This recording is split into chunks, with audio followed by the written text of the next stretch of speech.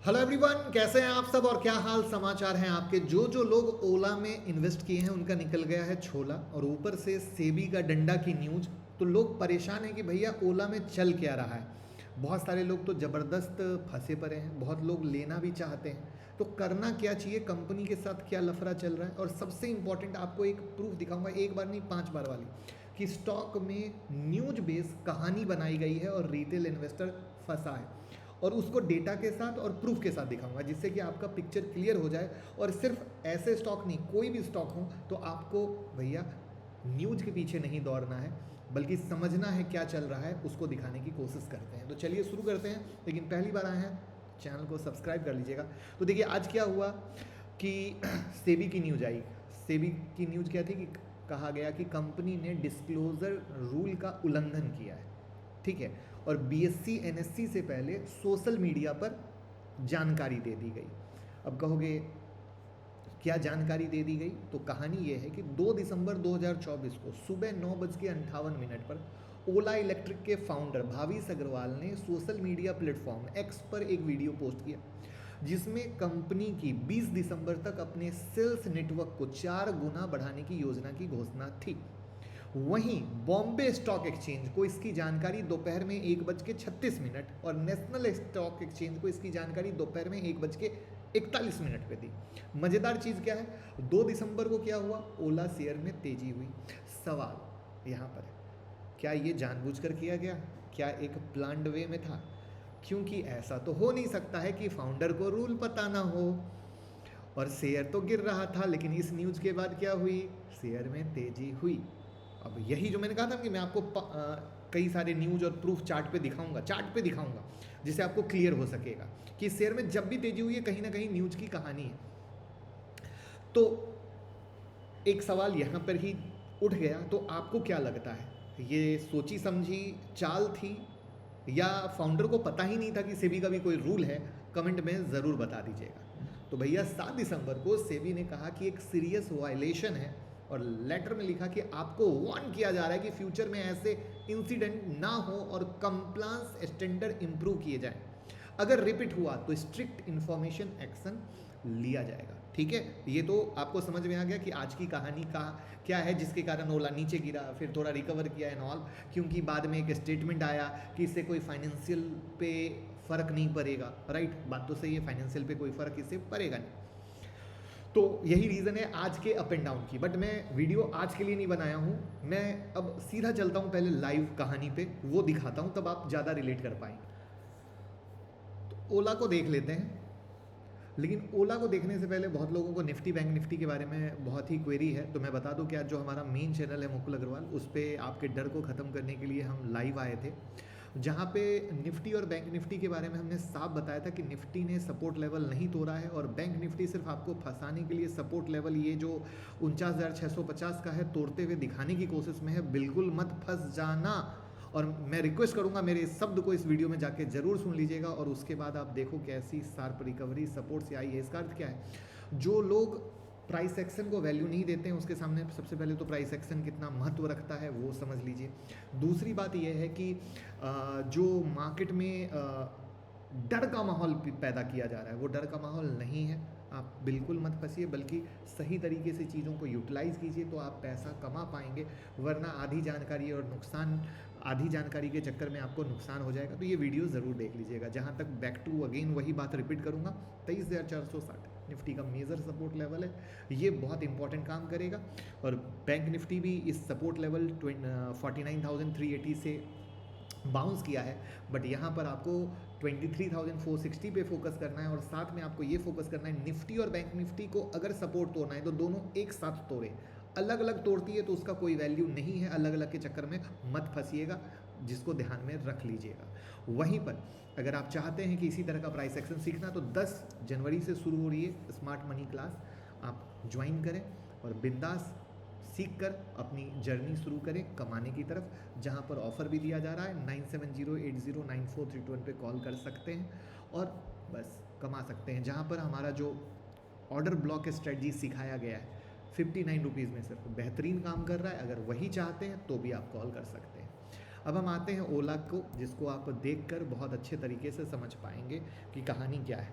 तो जैसा कि हमने सबसे पहले जिक्र किया था 2 दिसंबर का ही, तो ये देख लो 2 दिसंबर का प्रूफ है कि कैसे मीडिया में अनाउंस करने के कारण 2 दिसंबर और 3 दिसंबर को यहाँ पर तेज़ी देखी गई।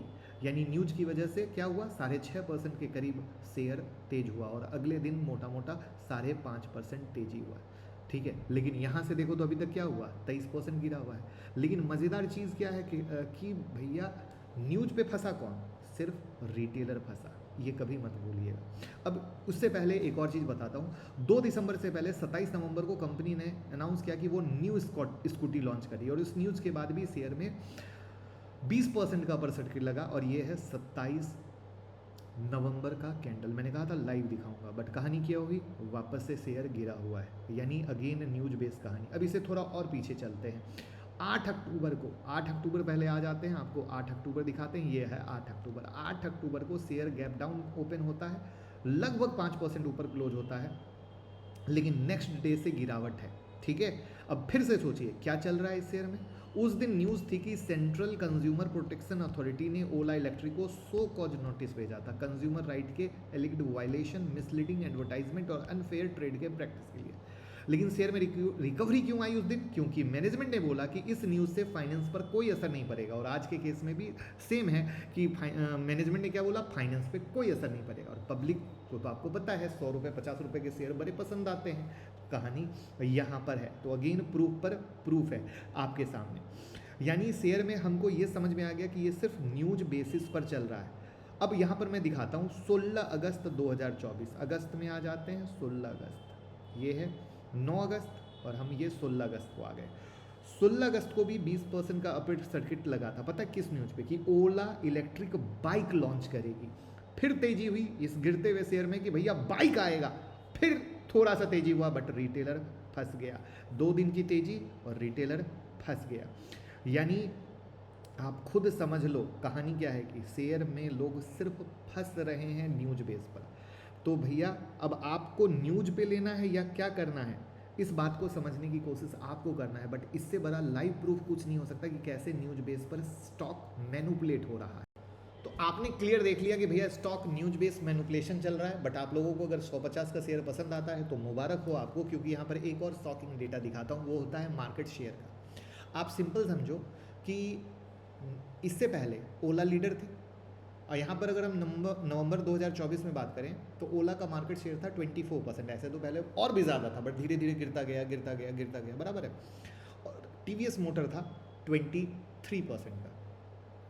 लेकिन अब ओला वो भी खो चुकी है। टीवीएस का मार्केट शेयर है 23% और ओला का है 19%। आई बात समझ में।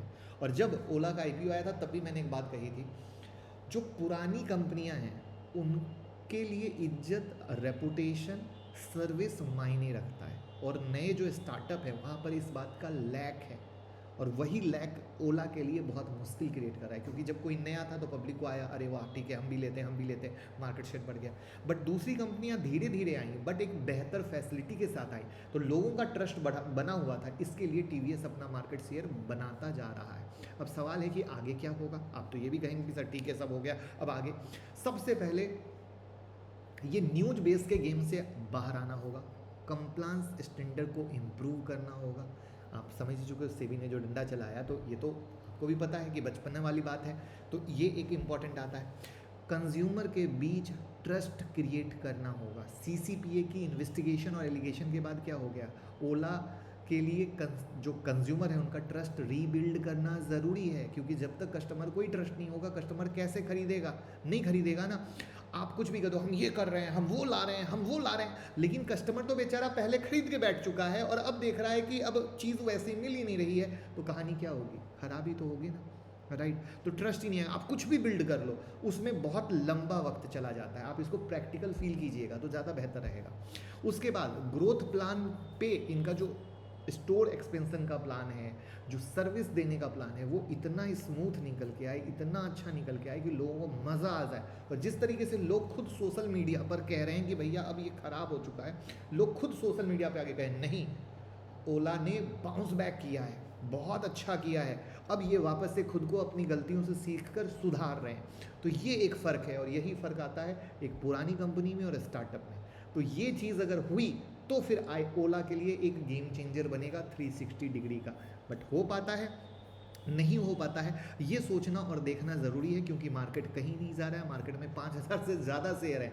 तो भैया जब चीज़ अच्छी होगी तब हम लें, कंपनी ऑलरेडी लॉस में है, प्रॉफिट में नहीं है, तो इससे बहुत सारे कंसर्न है। क्योंकि मैं फाइनेंशियल पे तो अभी गया ही नहीं, मैंने आपको देसी भाषा में समझाने की कोशिश की कि आप देसी भाषा में रिलेट कर पाओ कि प्रोडक्ट क्या है, किस तरीके से, तो आप चीज़ों को बेहतर समझ पाओगे। तो दिस इज़ द पॉइंट जहाँ पे फिलहाल करो नमस्ते जी, और वीडियो को शेयर कर दो जी, प्यार मोहब्बत देते रहो जी, और 10 जनवरी की मास्टर क्लास में ज्वाइन करो, जिससे हम और आप मिलकर सीख सकें किस तरीके से होती है ट्रेडिंग, चाहे वो इंट्राडे हो, स्विंग हो, पोजिशनल हो। और जो ये सब गेम होता है ना, सब सीखोगे, जितना मैनिपुलेशन होता है, कहाँ पे पंप डंप हो रहा है, कब न्यूज हो आ रही है, सिर्फ आपको आपके भावना को खिलवाड़ करने की, उसमें स्मार्ट मनी का रोल होता है। जो ऑर्डर ब्लॉक स्ट्रेटजी जो सिखाई थी ना 59 रुपीज़ में, उसका मकसद ही यही था कि आपका बिग आई ओपनर हो, जब आप देखो कि अरे वाह सही में तो फंसाया जा रहा है, तो वो चीज़ जब वो आई ओपनर होगी तो आपको बहुत फ़ायदा मिलेगा। तो 9708094321 पे कॉल कीजिए, टीम से बात कीजिए, और बस सीखते रहिए।